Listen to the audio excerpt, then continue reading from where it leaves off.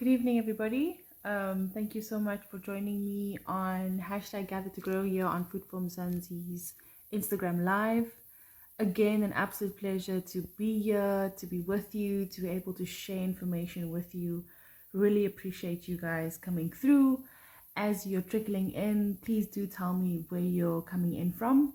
It is always great to know who's listening from where you're connecting from. Also, feel free to tell me about what you're producing.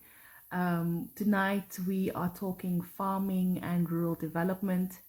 And I'm really excited about this topic because although it's a very broad, approach to it, I think it's so important that we understand how so many of these things are interlinked and how we can kind of play our role and contribute to the development, of rural communities, and using agriculture as a tool to kind of develop these communities that we are all part of day to day, irrespective of where you are, if you're in an urban area, peri-urban or rural. I think it really becomes one in all. So thank you so much for being here. Thank you for choosing us. And thank you for just, supporting this platform and Food from Zanzi over the past 5 years. Happy birthday to Food from Zanzi. Amazing celebration coming up. I hope that you've booked your tickets and that you're going to be joining the beautiful gala event happening this month. I'm really excited about it and I hope that you are too. I'm just waiting for my guests to come through. I'm really keen to invite them and have them join us and share their insights on this topic. As I mentioned, for those who's just coming through, we're talking about agriculture and rural development.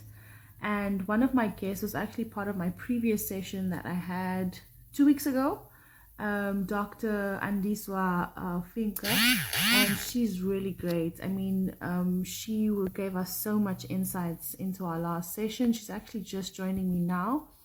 I'm a Cultural Research Council. She's a researcher for range and forage science. And when I mentioned that I'll be doing this topic, she was really keen to join us and expand on her knowledge within the sector based on tonight's topic. So as I mentioned, we're talking farming and rural development and just kind of focusing on how closely intertwined it is, with agriculture obviously playing a very pivotal role when it comes to fostering economic growth within rural communities. And so we just kind of want to understand what the broader landscape is and what it looks like, and then also getting insights from our speakers tonight as to what their experience has been like, what the project that they're working on week by week, day by day, to develop rural communities within South Africa. Let me just check. Are you with me, Dr. Andiswa? I think you should be live. I've accepted you on my end. Let me just try again. Sometimes it does a thing with a little bit glitchy, and I have to accept you a few times. Again, please do let me know where you're connecting from.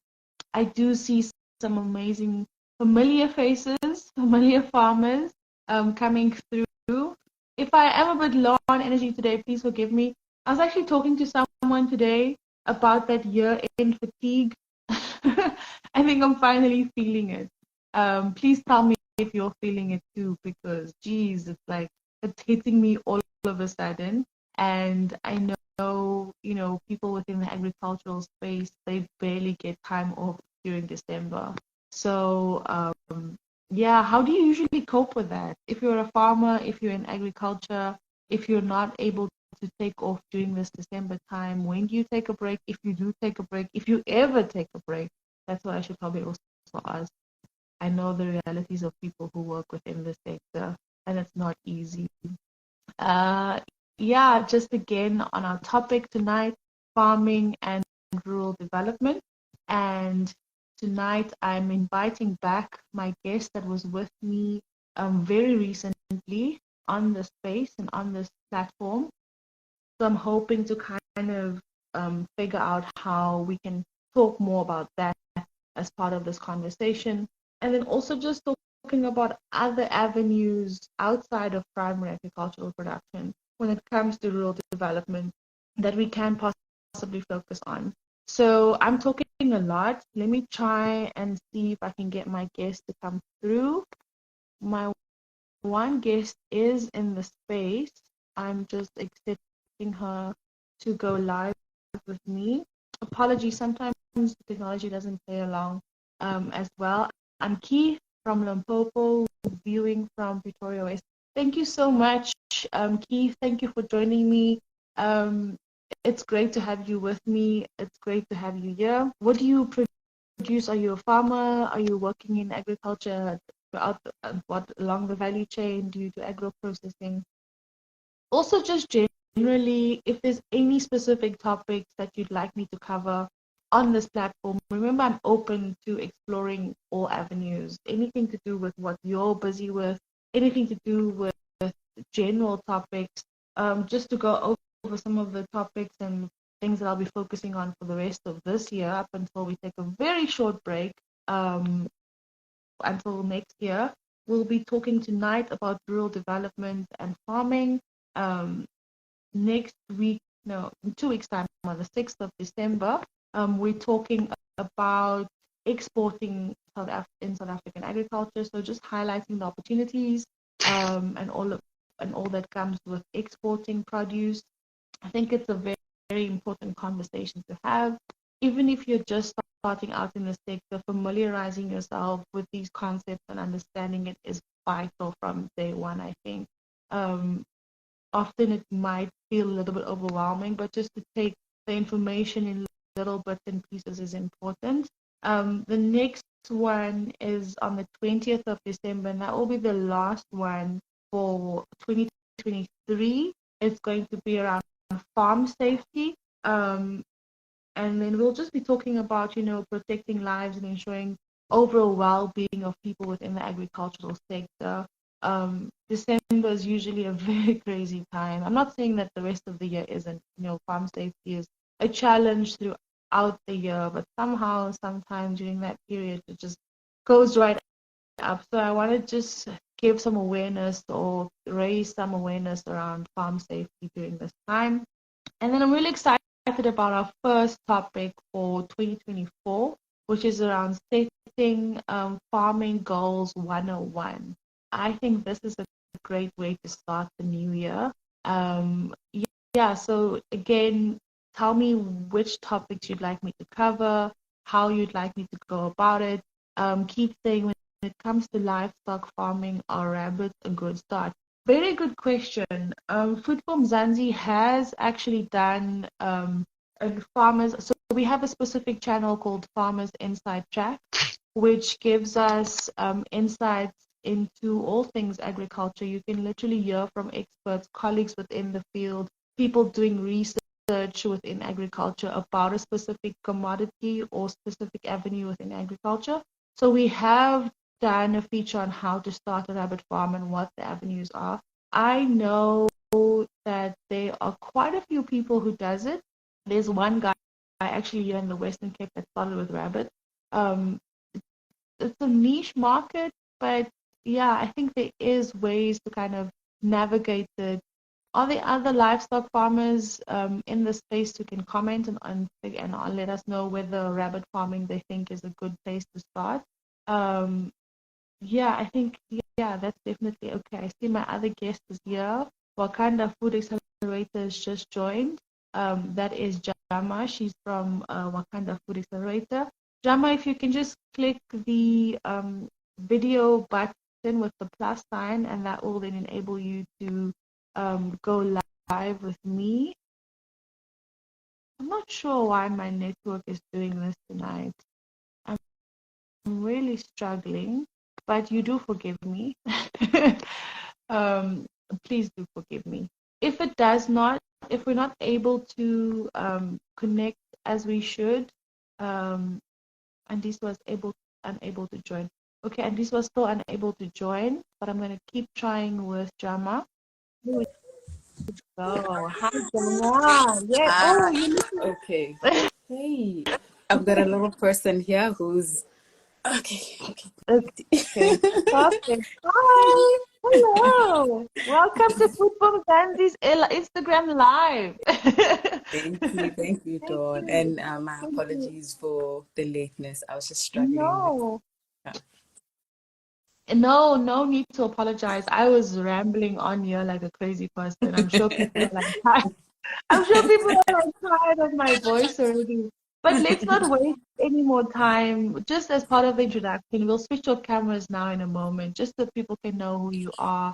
Tell us about Okay. you. Tell us about Wakanda Food Accelerator. Mhm. Tell us about the work that you're involved in, and also just a bit of background about how and where you started in agriculture. Oh, okay. So my name is Jama Mohale.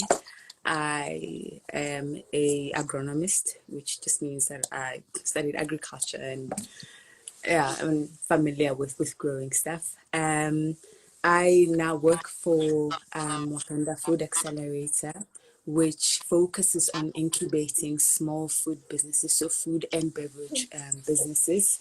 So we assist small businesses in just with marketing, with soft skills, be it business planning, training or financial models, those kind of things. We assist in that regard, just getting the businesses going. I got into agri. I originally just studied a BSc. I got into agri when I was doing my master's because I just had, I won't say existential or crises, but I was just trying to figure out what science will do and how it'll impact people. And I just started looking at poverty and malnutrition. And like, this makes sense. And the best thing for me was just to study how to grow food because I thought that skill will carry you wherever. There's always a need for food. So let me just get myself those skills. So for my master's, I got into agri and I grew a bunch of vegetables for about 2.5 years just to get like understand the seasons, what goes into farming and all of that. And I've been in agri since then. It's been a couple years now. So yeah, Yeah, that's no, that's me. great. Thank you so much. And then, just in the interest of protecting your beautiful boy there, I'm gonna say you can switch off your camera. Hi, little Thank one. you. And I'll also switch mine off, also just for the connectivity. So everyone who's here, you just met Jama. I'm hoping to get my other guest, Dr. Andiswa, to join us as well. She was able to join when we did the test link. I don't know what's happening with her network tonight, because I think she has so many valuable insights to share, and I don't want to Okay. miss out on the topic. Oh, you're here. Okay, Mm. great. Um, okay, awesome. So just as a way of introduction, tell us again about who you are. I have introduced you briefly, but just to tell us about you, what you do at the Agricultural Research Council, and more about the work that you do day to day. Okay. I'm Andy Swafinga. I work for the Agricultural Research Council. I am based in Grahamstown in the Eastern Cape, but our head office is in Pretoria in Irene. We work under the Animal Production Institute and specifically under Range and Forage Sciences. So our work focuses mainly on rangeland management, assessing rangeland condition, finding ways of managing the rangelands for better production, both for the rangelands and for the animals that depend on the rangelands, and also finding ways of helping farmers with fodder flow plans, which also include planted pastures, and also just to research on ways to reduce invasive plants like here in the Eastern Cape, you've got your wattles, you've got your acacia, the sweet thorns, and you've got the bossisi, the blue bush, and other types of invasive plants. So we also research on how to manage those or how to eradicate those from the rangeland so that the carrying capacity of the rangeland is increased. And we also look at my other team members also look at ways of using leaves from these invasives as fodder for the animals.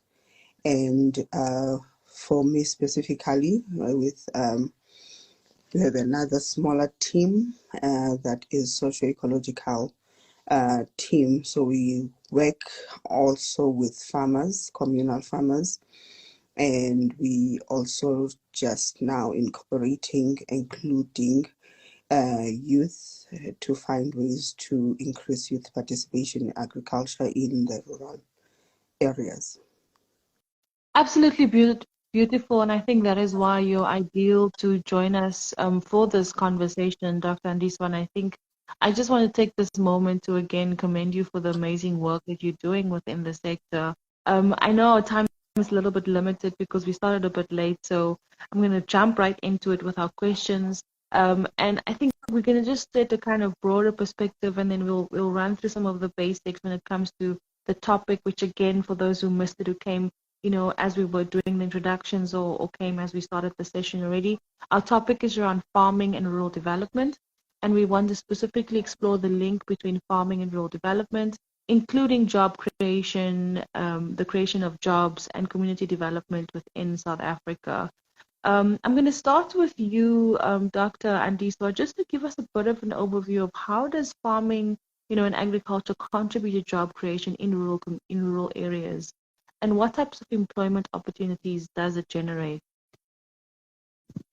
Okay, so firstly, I just did a quick search of how much the agricultural sector as a whole contributes to our GDP, and it's about 21.3% as from the stats of 2021. So in the rural areas, specifically, most people farm for subsistence. So the employment opportunities are there, but in most cases, they are not like permanent employment opportunities, but yeah, for people that have a lot of animals within the communities, they can employ people for herding, they can employ people for shearing, they can employ people to assist with planting crops and harvesting, looking after their chickens during slaughtering time. They can also get people to come and help and also when they need to sell their products. And some of these are casual type of employments that are also seasonal. But what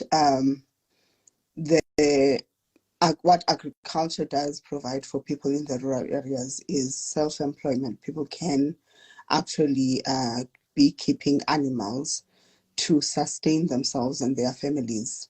And yeah, that is mostly what would happen. But I have seen quite a number of young people that are now starting to utilize the land that is available to them to plant and also to farm with chickens, with pigs, and even with small and large stock.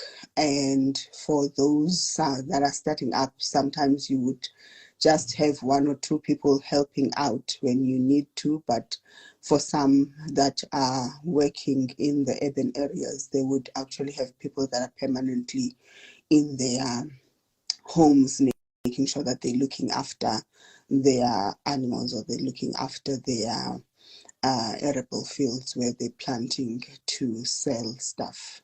And also in some communities, there are forestry companies that also offer local employment for local people, like for rangers, for instance, and other things that happen in the forestry industry. I'm not so in tune in terms of what happens there, but I do know that they do employ rangers and from the communities that they are or that they have like those plantations within. And I think Jama would have a bit more information since she's been involved in training people to develop business plans and stuff. Yeah, no, definitely. I think Jama's just struggling with her network at the moment, so she cut off. As soon as she's back and able to reconnect, I'll bring her back into the conversation, and definitely she will have loads of insights as to, the projects that's currently ongoing and running when it comes to this type of, rural development within her space and workspace that she's continuously working with and through day to day. And I think you've also given us very clear overview of what, all the avenues that there are to possibly go into. And you've obviously just listed, very few that you know about that you're familiar with, just with your research and background. Yeah, Maybe we and can also. it's just excluding what people would be going to school to learn. It's just what happens Yes, on the ground of course, within the rural no, areas that that's, bring about development, but there are other employment opportunities within the agricultural sector. But yeah, I just wanted no, to point definitely. out those that are, yeah. Yeah, for sure, definitely. I think that was a great way for to set the scene for us. And maybe just again, focusing on a bit of the ripple effect of farming and related industries such as food processing, and transportation as another aspect. How does this contribute to overall rural development? I think you spoke about amazing projects the last time you were on the session with us on Gather to Grow. A young woman producing essential oils, for example. I think there's so many aspects that we overlook and think, that's not possible without knowing or understanding what's actually out there. But can you just talk us briefly through the kind of ripple effect that this has, agro processing specifically, food processing, and logistics, transportation, and all of that when it comes to overall rural development, man? Actually, we were, when I was, you remember when I was in Thailand, there was a session. In Yes, fact, yes. there's a lady that I met there. She's from Kenya, and she spoke a lot about the logistics that in spaces where we talk about development of pastoralists, which is the global term that is used for communal farmers, is that we do not invite the people that are in logistics that would make these things possible. For example, for infrastructure and for ensuring that the roads are accessible, like the areas are accessible through improvement of the roads.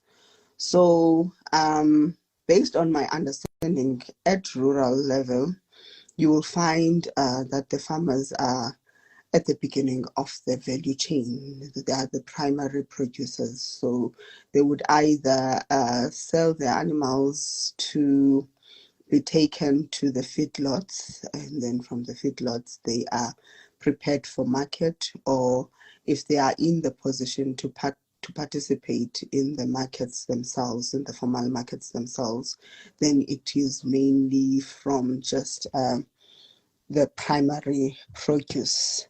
And I guess there will be areas where there will be people that have come together to also look at other parts of the value chain, like processing and ensuring that the things that come out are not just the raw material. Because I met also another lady, but you would find that this is at a commercial farming scale in some cases. But I did meet someone who was in Tanzania producing cheese, yogurts, and other stuff. But the amount of capital that is required to do that is also quite hefty. So she's had obviously help with funding from different sources, and she's also managed to do her research in order for her to know where to buy which machinery and where for her to be able to produce those type of the dairy products. So also in terms of vegetables, you'll find that people would plant, maybe I'll make an example with cabbages. It ends from delivering maybe to the local supermarkets. And yeah, but there will be just a few, because there is also a woman here in Makanda that is into making jams, so she can actually, but she's not in the primary production. She would source her ingredients from those that are on the ground, and then she would proceed to make her jams and sell those. So at the moment, I would say that is the gap where people can actually see that they can or see it as an opportunity to move beyond just growing the food to then processing it and putting it out there as a product. Yeah, no, definitely. I think I've also come across a few farmers, or not farmers, at least agriculturalists, who've taken on, like, for example, this one company, Jacob's Jam, amazing guy, also producing jam with people, with farmers and others that for the fruit. So he's not responsible for that production, but basically using that into the fruit and the raw materials to process the jam, and decided to come in from that point. So it's absolutely amazing and great to kind of see people navigating, and all of these success stories and examples of initiatives that really have transformed rural communities, leading to, sustainable economic development.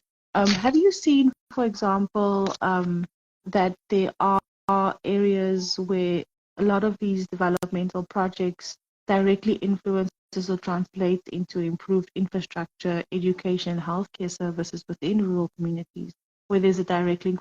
You literally see the transition happening based on these methods or ways that people are going about growing a specific area.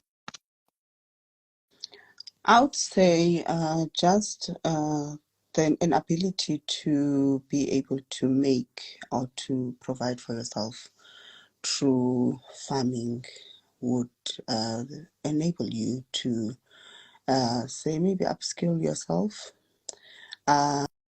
invest in your children's education, and you able to build structures that will help you with your farming, and you would definitely have improved water supply, access to electricity, and to support whatever that you are doing, and also like people in some areas where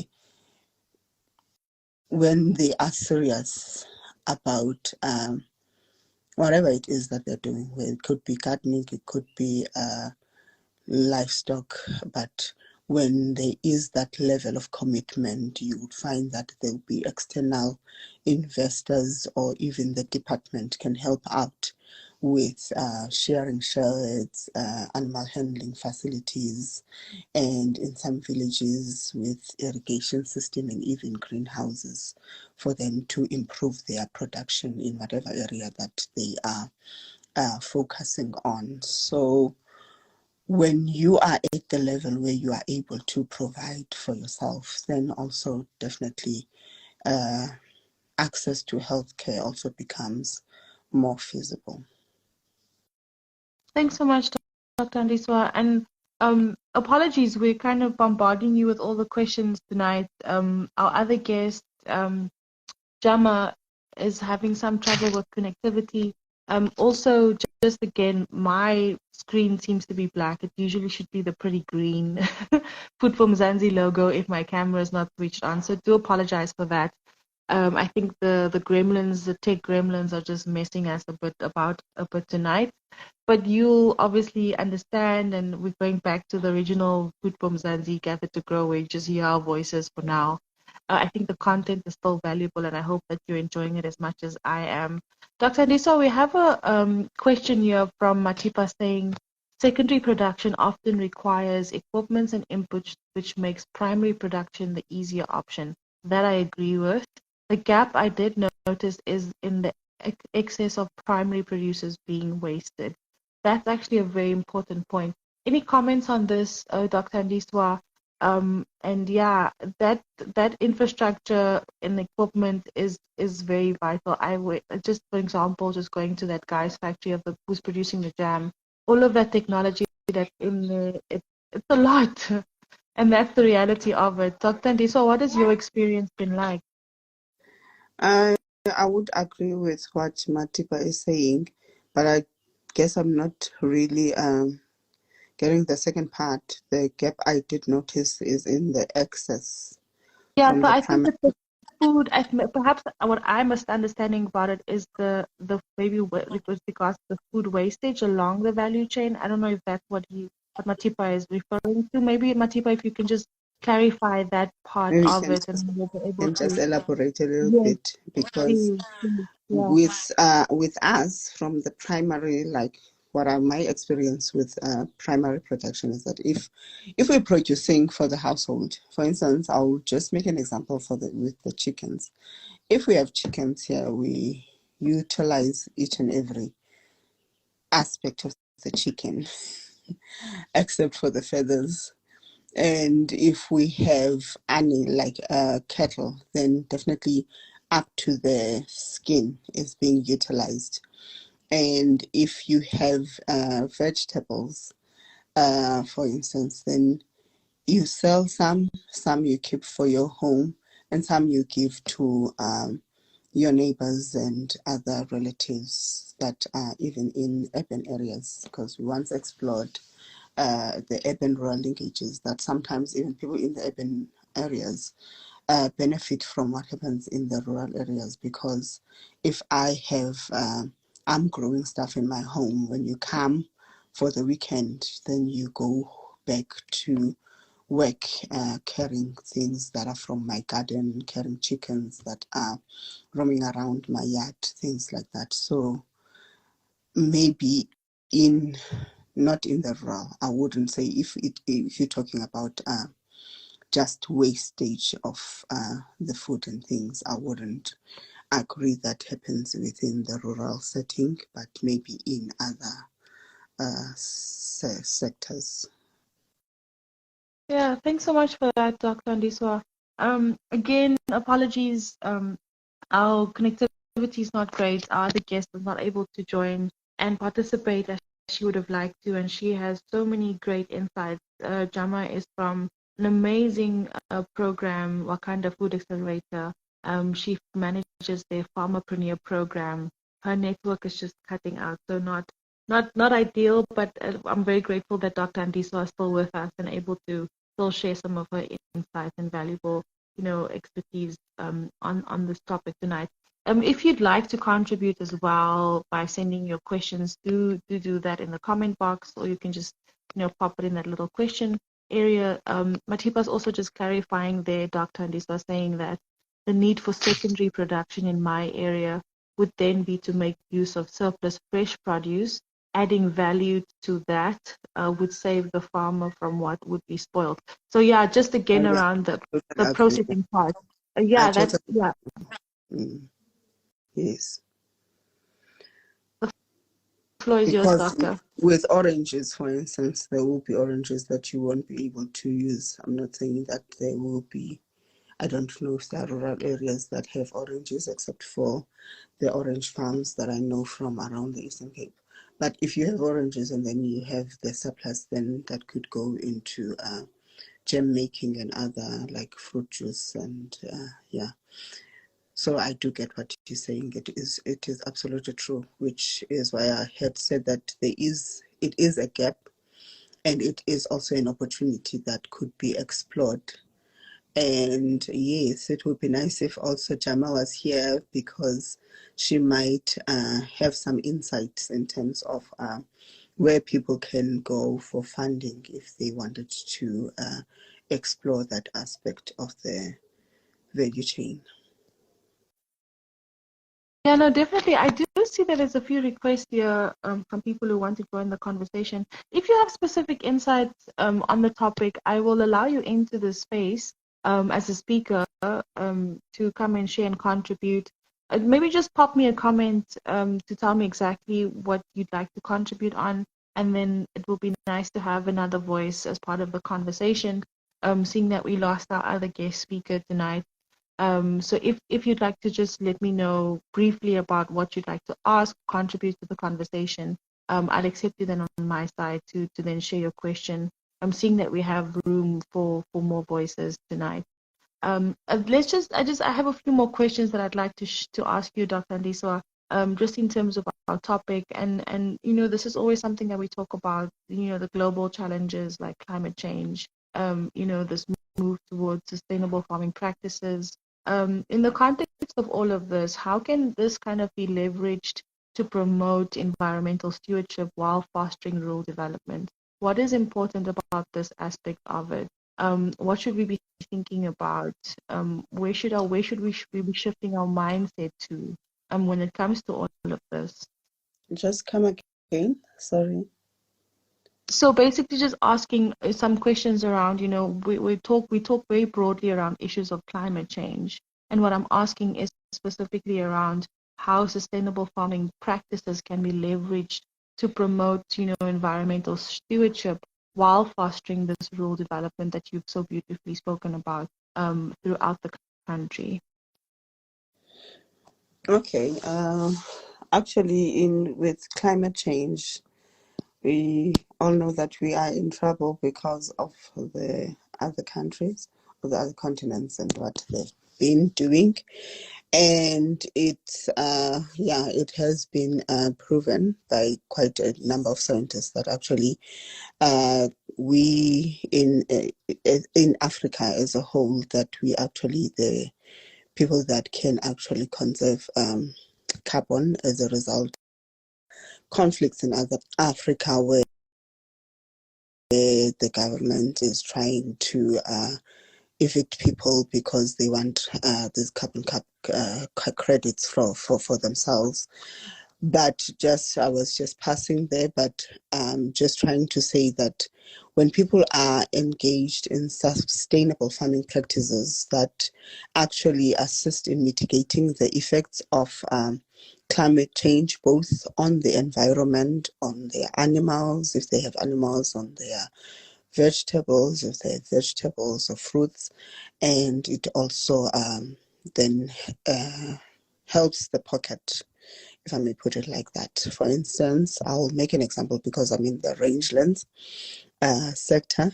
So if you have degraded rangelands, for example, due to ineffective management practices, you're more likely to feel the impacts of drought and rainfall variabilities, and that would definitely have an adverse impact, firstly, on the land itself, because then it will further degrade because it has not been taken care properly when the times were good, and that will also affect whatever that you're intending, because as the land degrades, also the nutrients from the land, they disappear. So if you're trying to plant, then you'll have to put more money into fertilizers and stuff.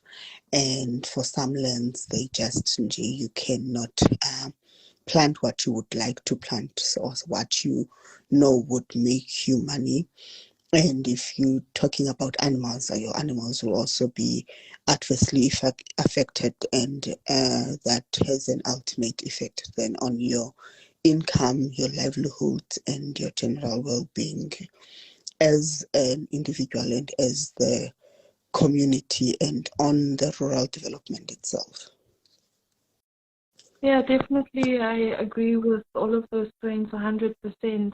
I know that you also have to drop very, very soon, Dr. Andiswa, and I want to thank you again for kind of leading the conversation tonight and taking most of what we're talking about and sharing your insights on it. Just in terms of, government policies or initiatives that, have successfully supported the integration, and farming in broader rural development strategies. Are there any, tangible things that you can pull on or talk about, or showcase as part of the conversation? And maybe even stuff, avenues and projects and initiatives that our listeners can tap into. I'll just list a few that I know of. I know that the local departments of agriculture through the extension office are able to offer, for instance, through when there's drought seasons, they're able to offer farmers drought relief packages, and they're also able to offer seeds when people say, okay, we are a group of women, for example, we want to start a garden project. They're able to offer seeds, and even for sometimes clinics where they want to bring together women that are HIV, so that they have or they're able to have access to food that is nutritious, and then the government also steps in those situations or in that case. And also for livestock, they're also able to say, okay, we can assist you improve the quality of your animals by giving you certain breeds of animals, say maybe bulls or rams, that can improve the quality of the animals that you're currently having, so that you can be able to get more money when you sell them, because those yeah. And so there are quite a number of things that the government, if I will put it, or are able to assist people. And when people want to start co-ops, also they are assisted, and they're also assisted in terms of training and advice, and also being connected to the let me just say vet, because I always struggle to say that word, to the vet services, so that when there's time for vaccinating the animals, then the vets are able to go to the communities to assist the farmers. And also, as I was mentioning before, that the departments also help when there are people that are committed in what they're doing. They also help with infrastructure. So I would say that those are things that are within the policies, and then the implementation lies within the extension offices. And also, Okay, great. Yeah, I'm aware of these various, initiatives that government, drives, and of course there are many private institutions, private companies, private investors that does similar projects throughout rural communities. I think it's just about finding the information, that is true. having access to where to find it, and kind of building communities, farming communities that will give you more knowledge and information around what's happening in your area, and even outside of where you're based. I have my last two questions for you. It's just around, accessing markets. Matipa's very active tonight. Thanks so much. Would like to know if private institutes offer this kind of help. Yes, they do. Yes. What I can do is, Matipa, I would like to ask you just to message me directly. It's Dawn Numdu, and I will make sure that I give you that rabbit information. So how to start the rabbit farming. Somehow I can't go outside of Instagram to be able to access the information and send you the links. But I'm going to ask you to search for Dawn Numdu, and then I'll be able to give you all of that information that you're asking for with all of your questions tonight. Thank you so much for being so active on it. My question was just to you, Dr. Andiswa, is just around, access to market for both local and global influence. What is the economic viability of farming ventures in rural communities, and what can be done to kind of enhance market access for farmers in these communities? Okay. Well, firstly, I think one has to think about farming as a business, because I think for just the name that has been given to communal farming, that they are subsistence farmers, only sell when the need arises, and things like that, which then means that they're not really focusing on growing their farming enterprises. So firstly, one needs to look at their farming enterprise as a business, and secondly, they need to know the market specifications. What is your market requiring? And then whatever that you're doing according to your market. You want the market to buy whatever that product that you are bringing to them, because it has been grown, it has been headed, or in a way that the market would actually find it viable for purchase. And so it's also important to do your research. So if you want to know what markets are there, you need to be able to do your own research, because when you are partaking in a business, you do not always expect to be spoon-fed. You also need to put some investment, and you can put your money into the business, but that is not enough. You also need to know. So meaning that you need to do your research, you need to visit your nearest Department of Agriculture, you need to visit other places where, if there are NGOs, like for instance, that are working within the communities, as you were saying, that there are also private companies or private people that would also offer certain kind of support and advice, then you also connect yourself with those people. You join the farmers WhatsApp groups where information sharing flows, and then you get to know market values for certain products, which doors to knock at, and also just how to use indigenous knowledge that is also available.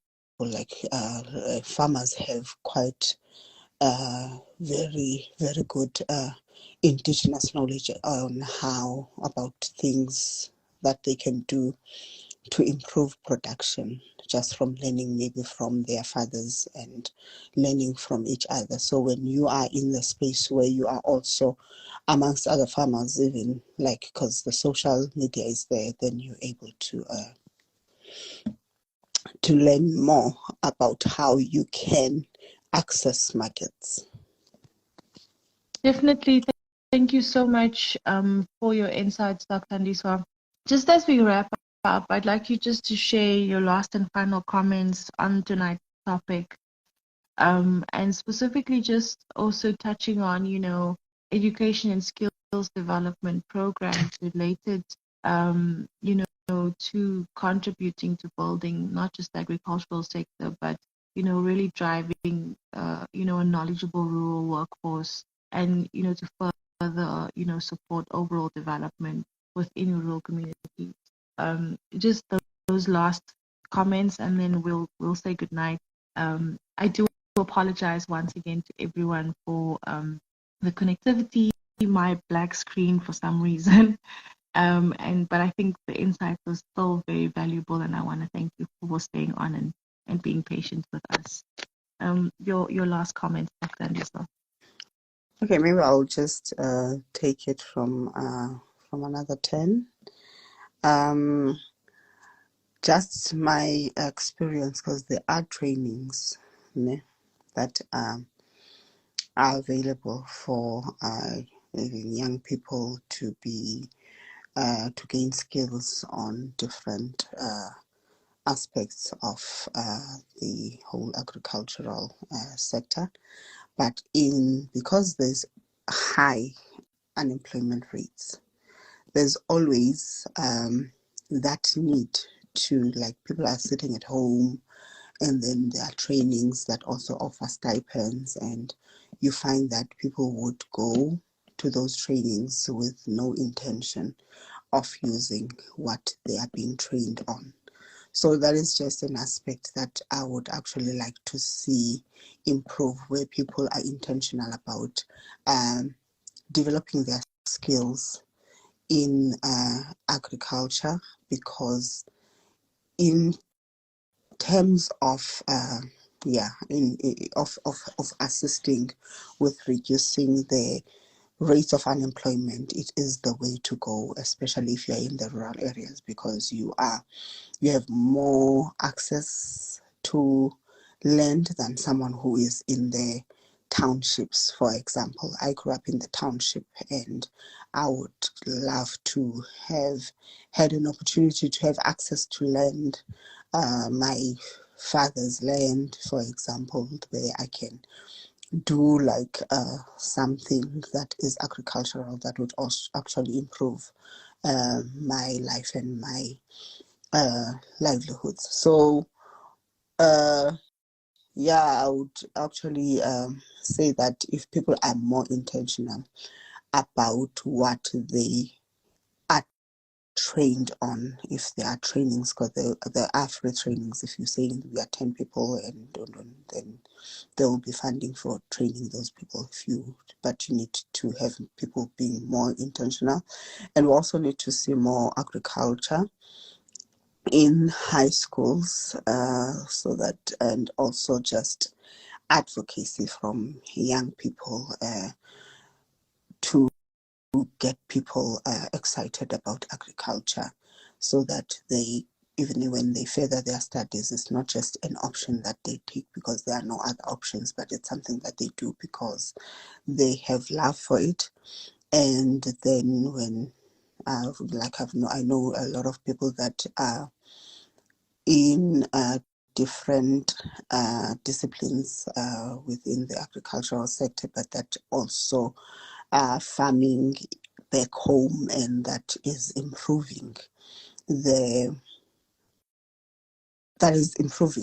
the well-being of the people within their homes, the neighbors that they employ to maybe look after their animals, or to maybe assist with other things. So yeah, I don't know. I feel like I've not done justice to this question, but that is just No, my opinion. you have, Dr. Andy. So I think you've given us a lot to think about. I think just the aspect of you talking about people's intentions with joining certain programs to specifically upskill in, in agriculture or any other related avenues within the value chain is important. Don't just come there to get the the stipend. That's a waste. You're wasting, but I get it. There's a lot of reasoning behind why people do this, and I think that's a conversation for a completely other day. But when you go there with the best intention. And the intention would be to grow yourself with the knowledge, but also to grow your community.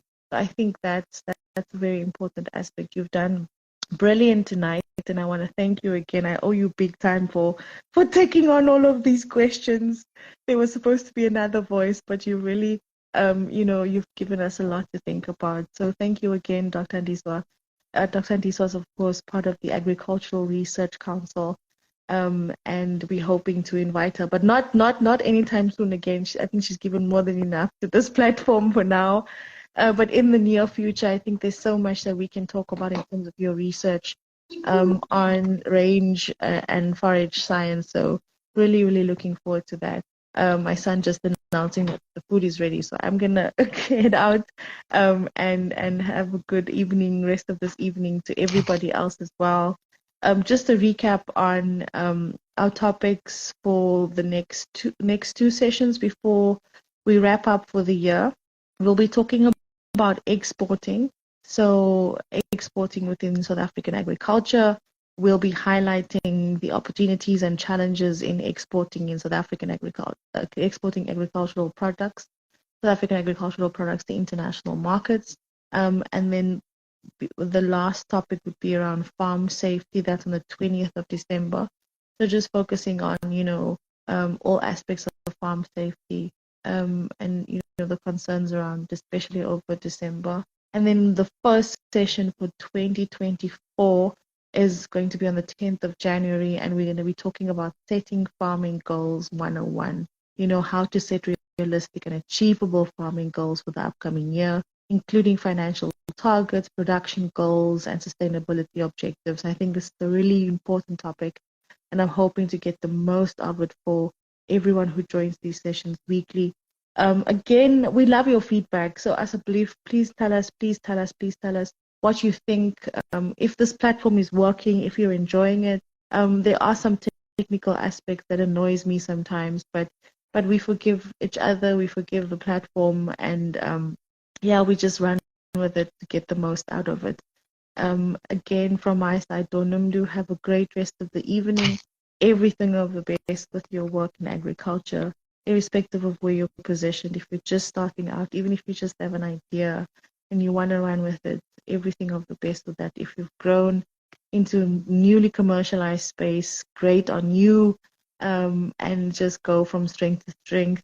Just again, a big celebration. Happy birthday to Food from Zanzi from my side and from everyone. Yeah, just thank you so much for celebrating with us and for being with us over the years. Great rest of the evening to everyone. Thank you again, Dr. Andiswa, for your work and your time. Really appreciate it, ma'am.